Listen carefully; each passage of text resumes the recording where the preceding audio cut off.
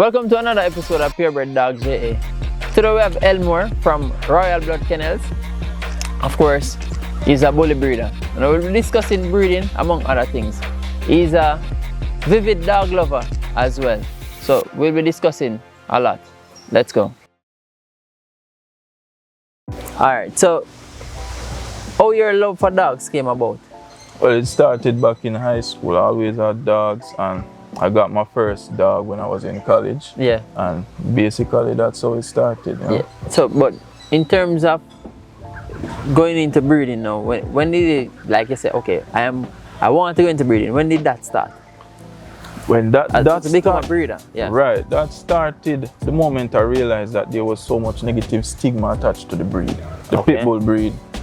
Right. Because my first dog was a pit bull terrier. Yeah. So that really sparked something inside of me to show the beauty of these dogs, how wrongly and misunderstood they have been. Okay. How wrongly treated. So it's like you're a man on a mission. That is it. Oh, in terms of that journey, you think you have impacted any change so far, especially in your community? I would like to think so, you know. It takes time. Yeah. Like anything, it takes time, because not everyone really wants to listen to reason. Yeah. But it's a process. I'm not willing to give up on. Yeah. You know? I wouldn't encourage that either. Right. All right. So you, in terms of the change, the conception, you know, misconception of these dogs. Right. In terms of your development of the breed, how you go about that? Development of the breed, the look that I want, the behavior. Well, as a breeder, right, it's important to identify. You know, it's important to have a blueprint first and foremost. What you want to correct, you have to follow the breed specifications as well. Very good, yeah. So having had my first pit bull, going to the vet with her, she was about a year old at the time. Her heat cycle started. I can remember going to the vet and being made fun of by some other people around. Yes, they were like, yo, where that one girl go? Yeah. You know, because the pit bull terrier is not a bully. So it's lean, and she was looking really, you know, terrier. Yeah. So now that developed for me a concept in my mind, what I really wanted my dogs to look like. Having been influenced also by what I would call the golden age with the bullies, as far as the bully breed is concerned. You have dogs like One Gotti, overseas dogs. Yeah. Remy. Dogs like Arnold, for example.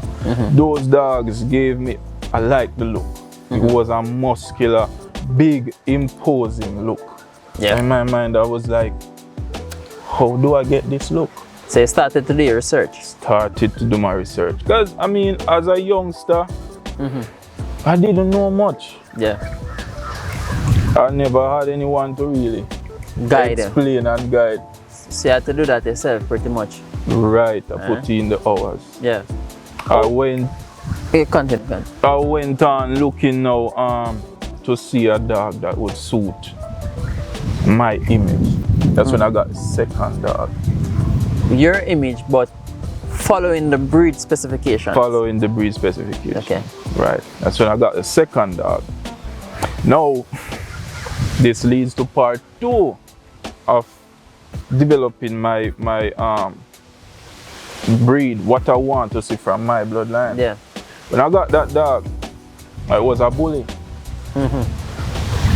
At the time, again, remember, every dog with a big head is a pit bull. Yeah. So I get the biggest pit bull now. And here comes some issues where this dog was timid. And I was thinking, but no, this shouldn't be, you know. Got into researching again. I had the 2 dogs there, looking at them. I was like, All right. I'm going to put you two together, you know. Did that. I got Bella, and from that litter, there was like three what you would call hot blood. And what is what is that? It's dogs that are aggressive, if I'm allowed to say that word. Yeah, man. They are aggressive. They are biters. Okay. Now, this might go against what most people like to hear, but having other farm animals, I would like to have a dog, a companion, because that's what the breed is really for, the bully especially, was for a companion. In my mind, a companion should be a loyal friend and also one who defends what's yours. Yeah. So I took those 3 pups because they were showing what I wanted. Now, with this, you have to be careful. You have to set rules and boundaries for these things. I don't advocate just reckless aggression or breeding without a plan. Yeah. Right? So, from those 3, I have Bella left. Now, I got my 3rd dog at this point. Another male who was showing the traits that I want, was very sure of himself. Yeah. And big as well. I'm like, okay, I see where I can add more to the personality. Yeah. I can add more bone to this. Yeah. I can add even more head, and the head shape. Yeah. Went ahead and do that. So in your breeding, you don't just put 2 dogs together. No. It is how important it is to identify, not only identify what you want, but to breed proper dogs. Dogs that are stable, especially within this breed that already has a stigma. Right. It is, I can't say how important enough. It is everything. Yeah.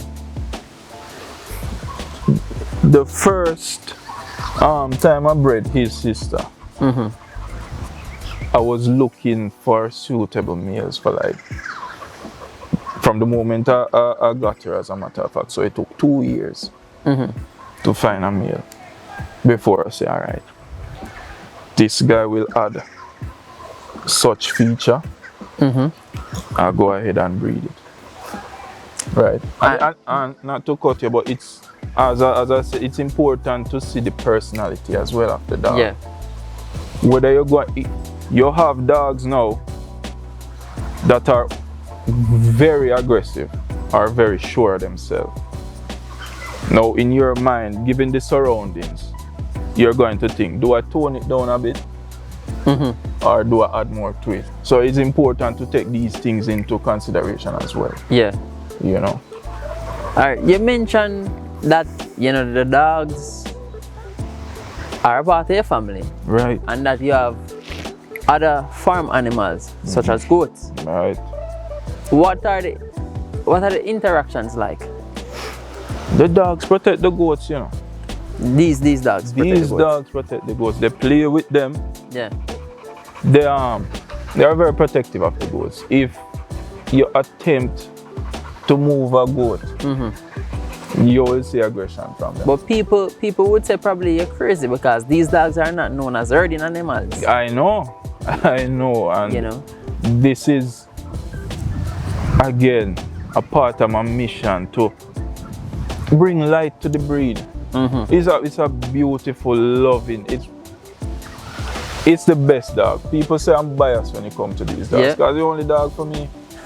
So, but the thing is, so you know, you have to be careful too because you know, so you know how to handle your dogs. So you don't want to send a message where you say, boy, these dogs can be herding dogs to watch your other person's farm animals. How would you advise them to go about that? How do you get your dogs to integrate with the goats? It's quite easy. Grown rules have to be set from puppy stage. I get these are powerful breed. Yeah. They are stubborn. from 2 months old, start lay the groundwork. I'm in control, you fall below me. The family is above you, the family is the alpha, you fall in the family below. Now, having set those rules, the dog understands, protect what is mine. Yeah. So now, don't just have your dog and grow it anywhere. You know, you mistreat it, you tease it up, you try to get to be the most aggressive thing and believe that, well, it's going to just do the work. Yeah. You know. So, obedience training is important. Is an utmost. Is important. Okay. It's important. I don't like to see, especially this breed, mishandled. Yeah. That rubs me the wrong way, the worst way. This breed, as with any powerful breed, it needs attention. It needs love. Yeah. Right. When you say it needs attention, you know, I wanted to ask, in terms of your socialization, what are some of the things that you do with your dogs? With my dogs? To give them that attention and affection. My dogs are like my kids. Yeah. So them in and out of the house. Yeah. You know, I play with them. It's just little things. It's just how you correspond with them. I talk with my dogs. Them understand. You know that because you see the I see the interactions I've seen. Right. Yeah. And he's calm now. Yeah. You know. So it's you have to have the love. I can't emphasize that enough. The love for them, man. That's everything. All right, good. That's everything. All right, Elmore. What would your message be to an aspiring young breeder? I know you would have gone to get information for yourself, but if you could assist a young breeder, what would you tell them who want to get into this breed?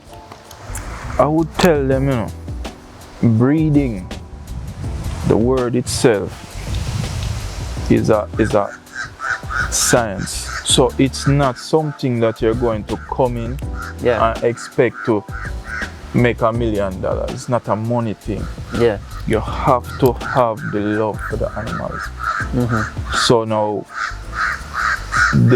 your artistic expression supposed to come out in the breed to improve, to make better. Yeah. Breeding without improving on the breed, whether it be aesthetics or behavior, don't do it. Just don't do it. It takes time. It takes time. You have to lay your groundwork, do your research. Right? Yeah. So it's a lovely breed, it's a loyal breed, it's a beautiful dog, but just do your research, take your time, don't rush it, don't come in it thinking it's a money thing, you're going to fall off. Yeah. Alright. So you are about to do a breeding, right? Right. Based on my understanding. Now, this is the perfect opportunity to kind of tell us what is it that you're looking for and who you're looking to put together. All right.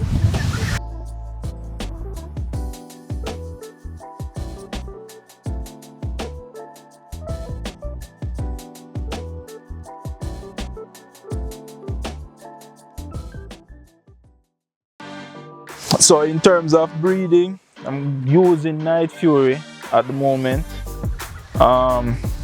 He has solid behavior. I want the size from this guy, just the whole structure,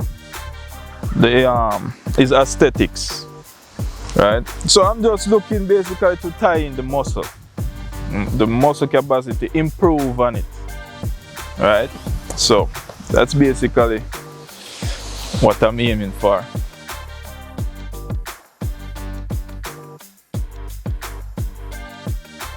Alright, so this is Mula, the female that I'm using currently in the breeding.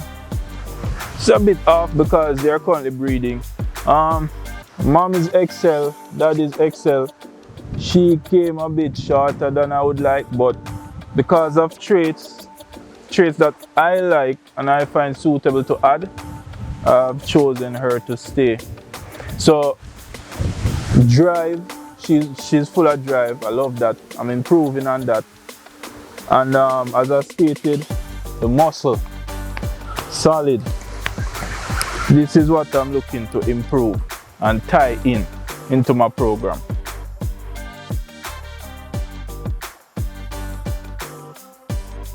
So this is Escanor. He's a sire to Night Fury and his sister. He's what you would call a classic bully, whereas Night Fury is a XL. This is Crone. He's now 7 months from the last litter that I produced. This is his grandson, the mother Unohana, which I will introduce to you next. So this is Unohana. She's the mother to Crone and sister to Night Fury.